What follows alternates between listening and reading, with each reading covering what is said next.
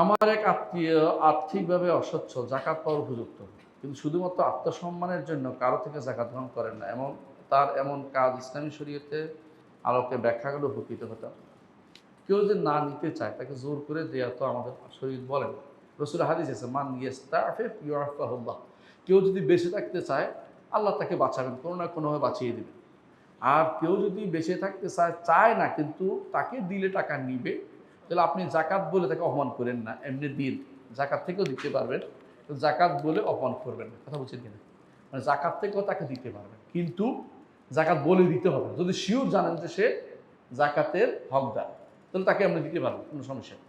কিন্তু যদি আপনি জানেন যে সে জাকাত জানলেও নিবে না, না জানলেও নিবে না, জাকাত নিবেই না কোনো রকমই, তখন তাকে জাকাত খাওয়াবেন না। কথা বলছেন তো?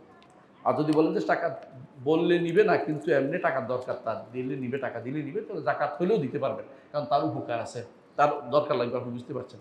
তো কেউ যদি যদি আপনি বলেন যে আত্মসম্মানের কারণে টাকা জাকাত নিচ্ছে না, তাকে আপনি আত্মসম্মান থাকা ভালো, তাকে আপনি কোনোভাবেই নেগেটিভলি এটা দেখবেন না, নেগেটিভ দেখবেন না, কারণ আত্মসম্মান থাকা ভালো।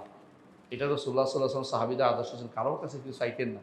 এমনকি কিছু পড়ে গেলেও নিচ থেকে উঠাই নিতেন, কারো কাছে চাইতেন না যে আমার উঠাই দিতে, বলতেন না।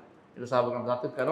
সত্তর, হ্যাঁ নাকি না, ওই যে, হ্যাঁ, 70,000-এর ভিতরে পড়া যাবে, 70,000-এর ভিতরে থাকা যাবে। জি,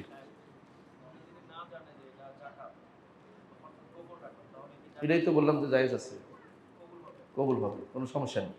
ওনাকে বলতে হবে, জরুরি না।